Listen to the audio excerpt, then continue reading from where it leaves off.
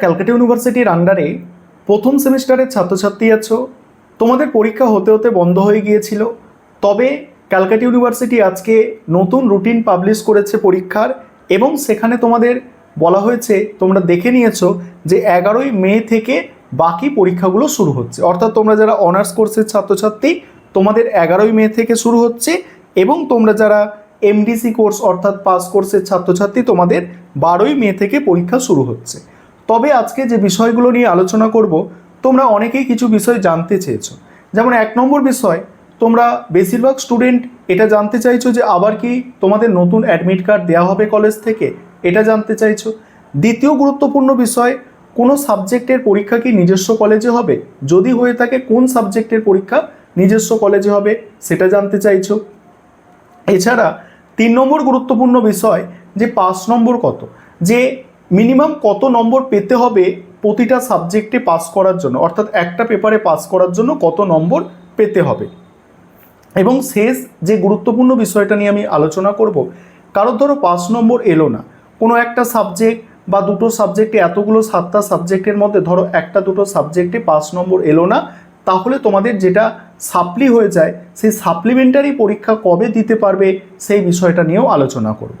তবে তোমাদের বলি যে আগেই আমি তোমাদের বলেছিলাম যে প্রথম সপ্তাহের পরেই পরীক্ষা শুরু হবে, অর্থাৎ মে মাসের প্রথম সপ্তাহে ভোট গণনার পরেই তোমাদের পরীক্ষা শুরু হবে যথারীতি। সেইভাবেই তোমাদের কিন্তু রুটিনটা পাবলিশ করা হয়েছে।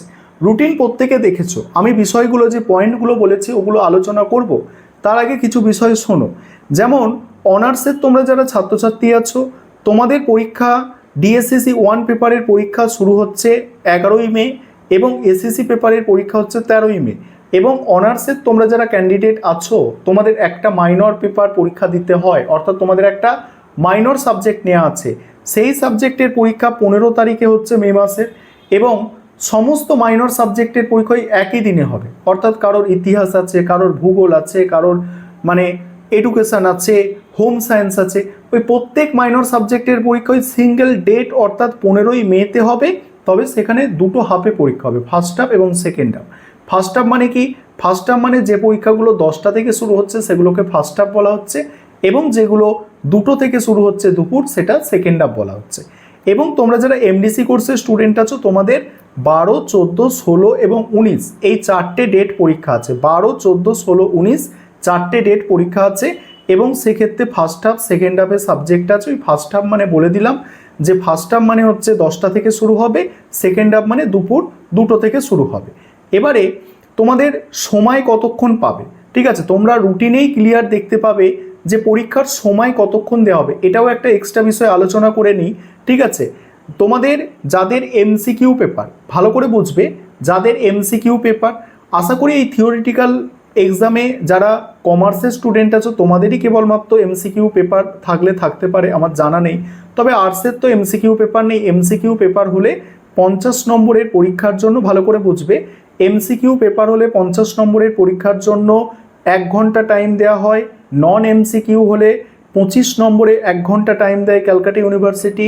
কিন্তু যাদের, ভালো করে শুনবে, যাদের লিখিত পরীক্ষা নন এমসিকিউ, যেটা বেশিরভাগ স্টুডেন্ট তোমরা পরীক্ষা দিতে চলেছো, 50 নম্বরের বেশি এবং 75 নম্বর পর্যন্ত, 50 থেকে 75 নম্বর অর্থাৎ 75 মার্কসের যে পেপারগুলো তোমরা পরীক্ষা দিতে চলেছো, সেই পেপারের পরীক্ষা 3 ঘন্টা। এবং 100 নম্বরের যদি কারোর পেপার থেকে থাকে, অন্য কোনো সাবজেক্টে থাকবে, আর্টসের সাবজেক্টে নেই, 100 নম্বরে যদি কোনো পেপার থেকে থাকে, সেই পেপারের পরীক্ষা 4 ঘন্টা ধরে হয়। তোমরা যেটা মোটামুটি মাথায় রাখবে, এবারে 75 নম্বর 75 মার্কসের পরীক্ষা হবে বেশিরভাগ সাবজেক্টের, এবং সেই 75 মার্কস পরীক্ষার জন্য তোমাদের সময় দেওয়া হবে কত? 3 ঘন্টা। এবার বাকি বিষয়গুলো আলোচনায় আসা যাক। তবে এর আগে একটু 5 নম্বরটা তোমাদের বলে নিই, 5 নম্বর কত, ঠিক আছে। তোমাদের 75 যে পরীক্ষা হচ্ছে, 75-এর মধ্যে তোমাকে পাস করতে গেলে 30% পেতে হবে, 30% নম্বর পেতে হবে পাস করতে গেলে, অর্থাৎ 23 নম্বরের মতো পেতে হবে। 75 নম্বরের মধ্যে 23 নম্বরের মতো 23 নম্বর পেতে হবে বা তার বেশি পেতে হবে এক একটা 75 মার্কসের পরীক্ষায় পাস করার জন্য। এবং যেগুলো তোমাদের ধরো সিভ্যাক, তারপরে কনস্টিটিউশনাল ভ্যালু, ইএনভিএস, তাও এইসি ইংলিশ, এগুলো পরীক্ষা হয়েছে 50 নম্বরের করে, সেখানে তোমাদের এক একটা পেপারে 15 নম্বর পেতে হবে, 50-এ 15 মানে 30%, সেটাই হয় 50-এ 15। আশা করি বিষয়টা বোঝাতে পেরেছি যে মিনিমাম 30% পেতে হবে, অনার্স কোর্সের ছাত্রছাত্রী হও আর এমডিসি কোর্সের ছাত্রছাত্রী হও। পাস করতে গেলে একটা পেপারে 30% নম্বর পেতে হবে, সেক্ষেত্রে 75 মার্কসের যে পরীক্ষা সেখানে কত পেতে হচ্ছে, 23 নম্বর পেতে হচ্ছে, 23 বা তার বেশি পেতে হচ্ছে পাস করার জন্য। এবার কথা হচ্ছে তোমাদের কি অ্যাডমিট কার্ড নতুন ইস্যু করা হবে, অর্থাৎ নতুন কি অ্যাডমিট কার্ড তোমরা পাবে? একদম রুটিনের তোলায় ক্লিয়ারভাবে লেখা আছে, তোমরা দেখবে যে তোমাদের যে অ্যাডমিট কার্ড দেওয়া হয়েছে, কলেজ যে অ্যাডমিট কার্ড অলরেডি ইস্যু করে তোমাদের দিয়েছে, সেই অ্যাডমিট কার্ড নিয়ে তোমাদের পরীক্ষার সেন্টারে যেতে হবে। ওখানে যে কলেজের নাম দেয়া আছে সেই কলেজেই তোমাদের পরীক্ষা হবে। অর্থাৎ তোমরা যারা এমডিসি কোর্সের স্টুডেন্ট আছো এবং তোমরা যারা অনার্স কোর্সের স্টুডেন্ট আছো, তোমাদের কোনো সাবজেক্টের পরীক্ষা নিজস্ব কলেজে হবে না। যে সাবজেক্টগুলোর পরীক্ষা বাকি আছে সবই অন্য কলেজে, অর্থাৎ কোনো সাবজেক্টের পরীক্ষা হোম সেন্টারে নয়, অন্য কলেজে গিয়ে তোমাদের পরীক্ষা দিতে হবে।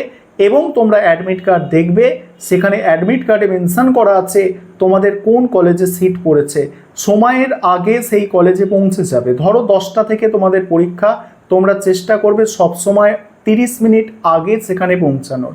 2টো থেকে দুপুর পরীক্ষা, এই গরমের সময় একটু গিয়ে রেস্ট নিতে হবে, তবে তোমরা ভালো লিখতে পারবে, তবে মনে করতে পারবে প্রশ্নগুলো, অ্যান্সারগুলো।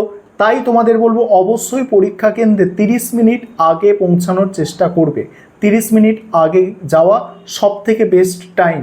আশা করি বিষয়টা বোঝাতে পারলাম। কোনো নতুন অ্যাডমিট কার্ড দেওয়া হবে না, কোনো মানে সাবজেক্টের পরীক্ষা যে সাবজেক্টগুলো বাকি আছে অনার্স এবং এমডিসি কোর্সের নিজস্ব কলেজে হবে না।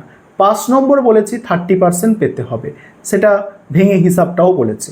এবার কথা হচ্ছে কোনো স্টুডেন্টের বাই চান্স যদি একটা পেপারে 30%-এর কম আসে, তার তো সাপ্লি হয়ে গেল, তার কি হবে? তার আবার পরের বছর যখন প্রথম সেমিস্টার, যারা এবছর এইচএস দিয়ে কলেজে নতুন অ্যাডমিশন নেবে, তারা যখন প্রথম সেমিস্টারের পরীক্ষা দেবে, তাদের সাথে তোমাদের প্রথম সেমিস্টারের পরীক্ষা দিয়ে প্রথম সেমিস্টারটা ক্লিয়ার করতে হবে। আশা করি বিষয়টা বুঝতে পারছো। এখানে আরও একটা প্রশ্ন, তোমরা নতুন কলেজে অ্যাডমিশন নিয়েছো, নতুন পরীক্ষা দিচ্ছ, প্রশ্ন তো থাকবেই, জিনিসগুলো জানতে হবে, নতুন জিনিস। দেখো তোমরা অনেকে জানতে চাও আমাদের যদি 7টা পেপারে সাপ্লি আসে বা 5টা পেপারে সাপ্লি আসে বা 6টা পেপারে সাপ্লি আসে, অনার্স কি কেটে যাবে নাকি ফেল হয়ে যাব, পরের সেমিস্টারে কি যেতে পারবো? দেখো 7টা পেপারেও যদি তোমার সাপ্লি এসে যায়, ক্যালকাটা ইউনিভার্সিটির যে সিস্টেম, সেখানে তুমি ফেল নও, তুমি পরের সেমিস্টারে যথারীতি যেতে পারবে, পরের সেমিস্টারে পরীক্ষায় বসতেও পারবে। তবে তোমাকে পরের বছর বা সময় মতো তোমাকে কিন্তু সাপ্লিমেন্টারিগুলো ক্লিয়ার করে দিতে হবে। আশা করি আজকে যে বিষয়গুলো আলোচনা করলাম তোমাদের প্রত্যেকেরই জানার ইচ্ছা ছিল। আর ভিডিওটা যদি ভালো লেগে থাকে অন্যজনদের মধ্যে একটু শেয়ার করে তাদেরও বিষয়বস্তুগুলো জানার সুযোগ করে দাও।